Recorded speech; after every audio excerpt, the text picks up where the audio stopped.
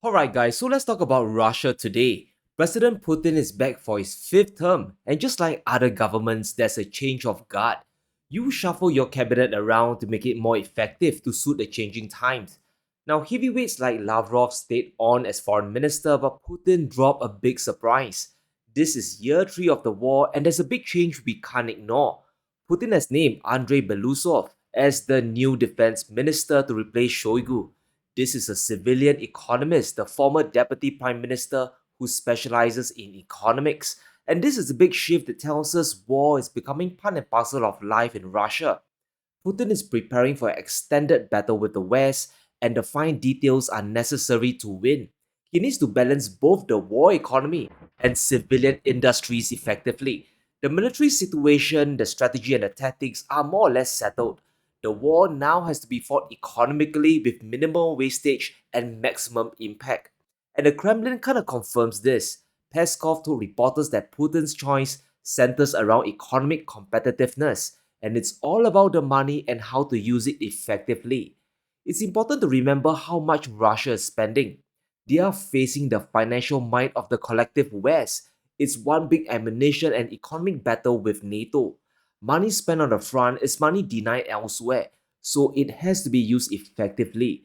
Russia's defense spending is fast approaching 6.7% this year, 2024. That's an enormous amount of spending that challenges the levels during the Cold War. US defense spending is only at 3.3% of GDP, and NATO is well below the 2% target last year. So Putin has to spend the money wisely and is bringing in Belousov not just as the defense minister, but as a kind of war treasurer as well. It's important we understand what kind of man he is. He's not your textbook economist hiding behind the desk. He's not your college professor. He's a man on the ground who gets things done. And it's very clear as day that Russia is fighting a war of attrition with Ukraine and the West. It's about grinding and wearing down your opponent.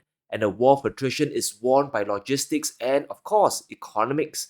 By appointing Belousov, Putin wants to keep money flowing to the state to fund the war chest. It's about finding a man to counter the Western sanctions and keep the battle going without breaking the civilian economy.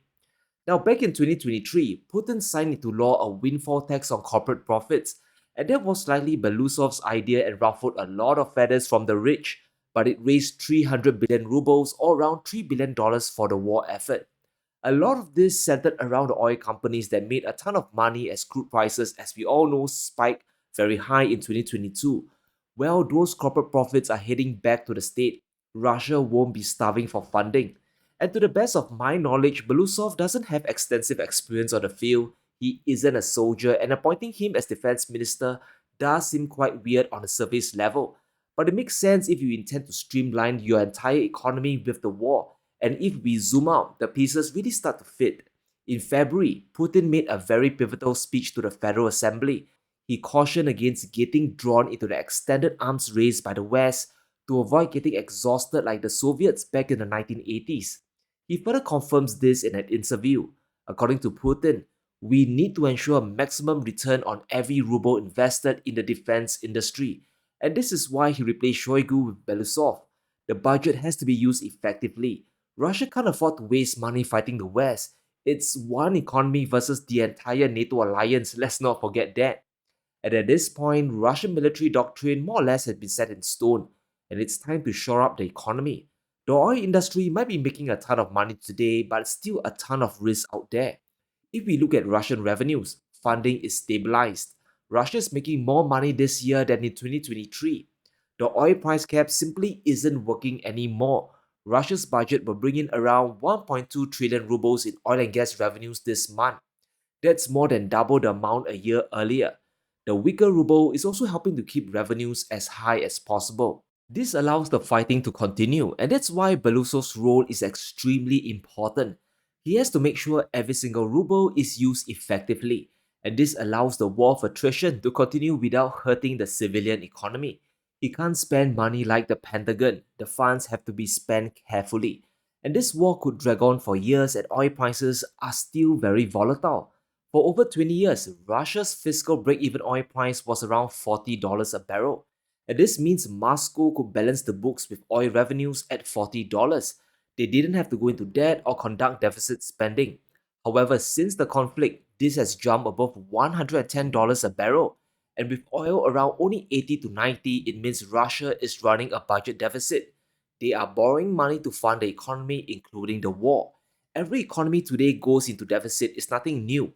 However, the challenge for Russia is to maintain the war effort while growing the civilian economy. The West isn't going to let up. They're going to funnel more and more money into this black hole. And let's talk about the West now. What Europe and the US are doing to counter Russia. Biden has committed a lot of money to fight the Russians. The amount is simply staggering. Since the start of the war, America has poured in $175 billion, of which over 100 billion goes directly to Ukraine. And if we dissect the numbers further, around 70 billion goes into weapons and military support. This is what Russia is facing. That's not even counting Europe's 50 billion. That's over $200 billion of investment into Project Ukraine. That's 200 billion spent to fight the Russians. We can expect this number to expand further and further. Won't really surprise me if it hits even half a trillion by the end of the war. It's the classic sunk cost fallacy. Now, I'm sure Putin realizes this, and that's why he did a reshuffle. Russia has to prepare for the long haul, and this could last well into 2025 or even 2026. Another scary prospect is the West using the frozen reserves. In a shocking update, the EU has agreed to arm Ukraine using the frozen Russian reserves. The plan, of course, is to use the profits to buy weapons for Ukraine. The money stuck in Belgium's Euroclear is expected to start transferring the money in July. It is just 2 months away. Things are starting to move very fast now. In other words, Russia's about to face more weapons bought using their own frozen reserves. And this amounts to around 3 billion euros a year, and the first payout is in July. 90% of the money will be used to buy arms and military equipment. The remaining 10% will be used for reconstruction. And this split tells us that the West is all on board for a longer war as well. As we all know, this is a crazy move that will undermine the West. Once they cross this Rubicon, there's simply no going back. The Western financial system and even the euro itself will take a brutal hit. It's weaponizing the system once again. But at this point, the West is stuck with tunnel vision. It's all about defeating the Russians right here, right now. For all we know, they might confiscate the entire 300 billion in one fell swoop if they get desperate enough. Apart from the aid, there are a lot of unknowns from the West still up in the air. Macron hasn't ruled out boots on the ground. French troops might intervene in a worst case scenario. If the Russians break through the front lines and if Ukraine requests for troops, France might actually intervene. The Kremlin has, of course, hit back on this, but it's a real possibility of escalation. And if we get NATO troops in Ukraine, the best case scenario, the best case is a prolonged war.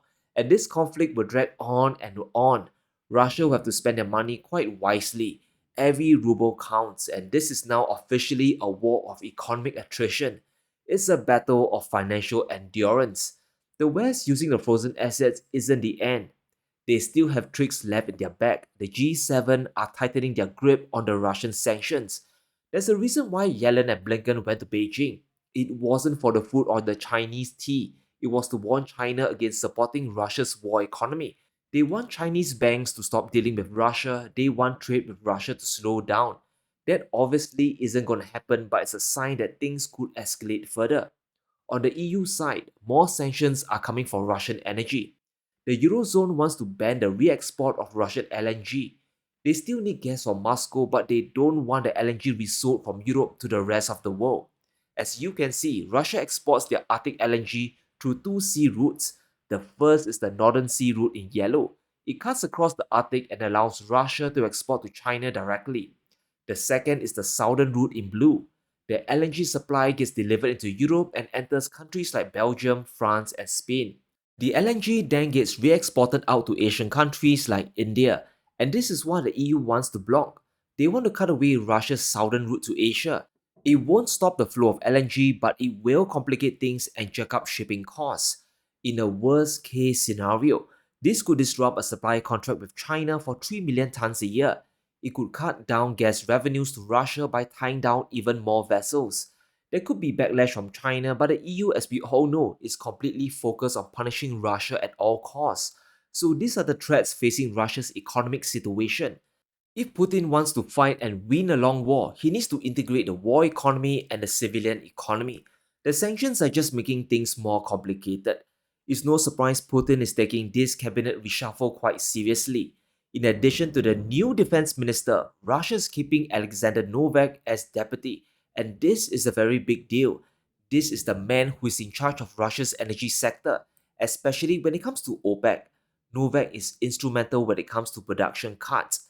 When we think of OPEC Plus and oil cuts with the Saudis, Novak is somewhere in the mix. He's deeply involved in anything concerning Russia, OPEC, and oil production. Back in 2020, when the oil price totally collapsed, Novak convinced OPEC and other oil producers to cut production down. In total, the group reduced output by nearly 10 million barrels a day. Novak back in action means Russia still values OPEC. They'll be coordinating with Saudi Arabia very closely to defend the oil price. It's business as usual for Russia's oil industry, and we can expect them to skirt around Western sanctions quite effectively. When we analyze Putin's reshuffle, it's coming from a position of strength and rational thinking. He's sticking with what works and adjusting for a new course of action. Russia's military doctrine is all about attrition, and to accomplish that, you need a strong economy. And it's quite obvious what he needs to do. He needs to keep revenues as high as possible with minimal wastage, and this allows Russia to function without borrowing tons of money. The Russian budget is currently in the deficit. They dropped back from a surplus in March to a deficit in April. It came in at around 880 billion rubles or 8 billion US dollars. Russia is targeting a deficit of 0.9% of GDP this year. That's very low compared to the numbers Europe and even the US are running. According to Yellen, the US deficit is already at 6.3% of GDP. That is far worse than Russia's budget shortfall. The war is also taking a big toll on the G7 economies. To fund Ukraine, they are also going to huge level of debt. As long as Putin can avoid a big deficit, they can fight on indefinitely. And this will be a nightmare for the West. Russia could outlast both their military spending and still grow their own civilian economy. So we are officially in an economic war of attrition. Putin's choice of an economist as the defense minister just confirms this. But let me know what you think. Can Russia's economy outlast the West? And how long more will this conflict last? Let me know in the comments below. Stay safe, be sure to smash the like button and subscribe as we navigate through these crazy times.